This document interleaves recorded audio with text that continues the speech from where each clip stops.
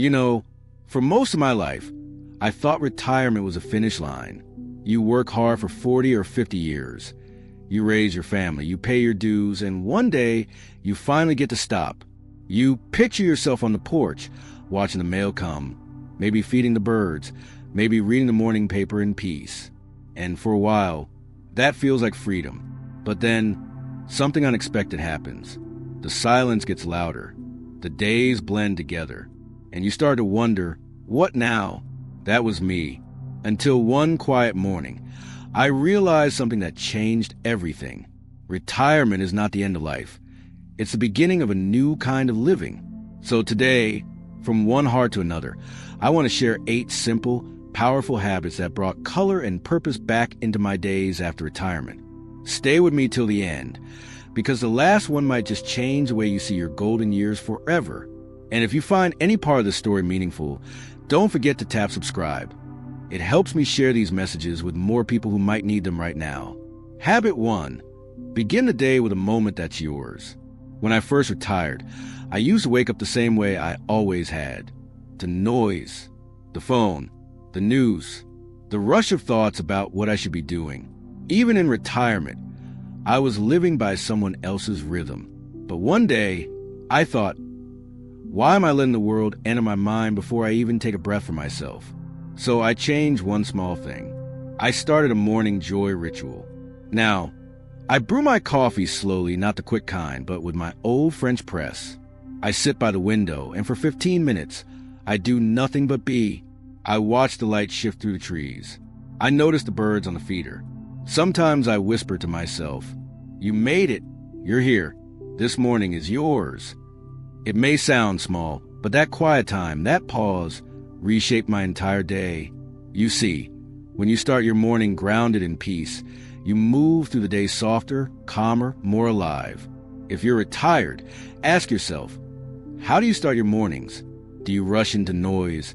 Or do you give yourself a few sacred minutes to simply exist? Try it tomorrow. Just 10 minutes. That pause might become the most meaningful part of your retirement. And if you like more daily wisdom like this, stay till the end. I'll tell you exactly how to make these moments multiply. Habit 2, allow yourself to feel everything. For most of my life, I believed that strength meant silence. That if something hurt, I should push it down. That sadness was weakness. But retirement gives you space, and space brings old feelings to surface.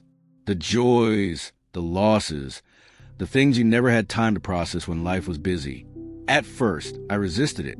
I thought, I don't want to feel this. But eventually I realized this is what being human really means. Now, when a wave of emotion comes, I don't fight it. I sit with it. Sometimes I cry. Sometimes I laugh. Sometimes I just breathe and let it move through me. Because here's the truth. Feeling doesn't make you weak. It makes you real. If you're watching this and carrying something heavy, a regret, a loss, an unspoken pain, I want you to know you don't have to keep it locked away anymore. You've earned the right to feel. Let your heart speak. You'll be surprised how healing it can be. And if you're still watching this far, thank you. That tells me you're one of the few who are truly ready to grow in this chapter of life. Habit 3, tell your stories. Even if you repeat them, when you reach a certain age, you realize you've lived through so much. Decades of memories, lessons, laughter, loss. But the world rarely asks about it. That's why I started sharing my stories. Even if I'd told them before. My grandson once said, "Grandpa, you already told me that one." And I smiled and said, "Good, then maybe you'll remember it twice." Our stories are our legacy. They carry who we were and who we became. When you tell them, you remind yourself that your life mattered, that you left fingerprints on the world. So don't apologize for reminiscing. Talk about your first job, your old car, your favorite mistakes. Those stories keep you alive in people's hearts long after you're gone. Maybe one day, someone will tell your story to their own child, and your voice will echo through time. If you agree, hit like, not for me, but for your own story, because someone out there still needs to hear it. Habit 4, say yes to small invitations. For years, I said, maybe next time. When neighbors asked me to join for coffee, when my Daughter invited me to help decorate cookies with the grandkids. I thought, it's not a big deal if I skip it. But one day I said yes.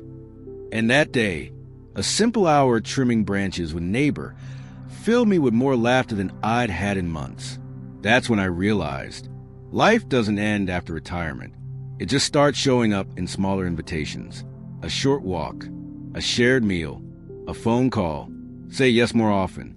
You might just find joy waiting behind a simple question like, want to join me? Each yes adds another thread to your day's connection, laughter, meaning. So the next time life taps you on the shoulder, don't overthink it. Say yes, because sometimes those small yes are the big moments in disguise. Habit 5, forgive the person you used to be. We all carry quiet guilt, not the loud kind, but the kind that whispers, you should have done better. I used to think about the times I worked too late or lost my patience, or said nothing when I should have said, I love you. That guilt was heavy, until one morning, I looked in the mirror and saw an older man, tired, but still trying. And I thought he deserved forgiveness. That was the day I told myself, you did the best you could with what you knew. Forgiveness doesn't erase mistakes. It just means you stop punishing yourself for being human. If you're watching this, I want you to do something right now. Picture your younger self, the one who stumbled, who struggled, who tried. Put a hand on their shoulder in your mind and say, you were learning. Then let go. You've carried that weight long enough. And if this part touched your heart, stay till habit 8, because it ties everything together in the most beautiful way. Habit 6, care for something alive. After I retired, the quiet in the house started to echo. I realized nobody needed me anymore. That's a hard truth. So one spring, I planted a few tomato seeds. And those little green leaves, they gave me something precious. Purpose. I had a reason to step outside, to water, to check, to nurture. Soon, I added herbs, flowers, even a struggling bonsai tree. None of them were perfect. But that wasn't the point. When you care for something alive, a plant, a pet, even a friend, it gives you a reason to stay present. You start noticing things again. The smell of soil, the sound of birds, the way life still responds to your love. You don't have to run a business or raise kids to matter. You can still make something bloom. And in doing so, you bloom too. Habit 7, schedule silence. After my wife passed, silence felt unbearable. So I filled it with TV, radio, background noise. But none of it healed me. Until one day, I just sat. At first, it felt strange, uncomfortable. But slowly, that silence became sacred. Now, every afternoon, I sit in quiet. Sometimes on the porch, sometimes by the window. No phone, no distractions. Just me and the sound of the world breathing. In silence, I remembered kindness I forgot to thank. I've forgiven people who never asked. I've even laughed alone, quietly, at memories that came out of nowhere. Silence is not emptiness. It's where your soul finally catches up. So try it. 5 minutes a day. Let the quiet do its gentle work. If you've never scheduled silence before, make this the first time. You'll be amazed what your heart starts whispering when the world gets quiet. Habit 8, pass something on. At this stage of life, you stop thinking about what you can gain and start thinking about what you can give. Not money, not possessions, but wisdom, warmth, tradition. My granddaughter once asked me to teach her my cornbread recipe. I hadn't made it in years, but she remembered. So we stood in the kitchen, laughing over spilled milk and uneven batter. When that warm smell filled the house, I realized this is legacy.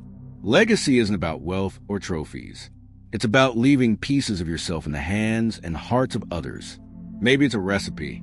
Maybe it's advice. Maybe it's a story you tell one more time before it's too late. Whatever it is, pass it on. That's how we stay alive in the world, even when we're gone. So here's what I've learned after all these years. Retirement is not the final chapter. It's a blank page waiting for you to write something new. Start with small habits. Make your morning soft. Say yes more often. Forgive yourself. Care, feel, tell, listen. Because the purpose of this part of life isn't just to exist. It's to rediscover who you are without the noise. And if this video spoke to you, I'd love to know, which of these 8 habits will you start tomorrow? Share your answer in the comments. And subscribe if you want more gentle reminders like this every week. Because this channel isn't just about growing older, it's about growing deeper. You've earned this peace.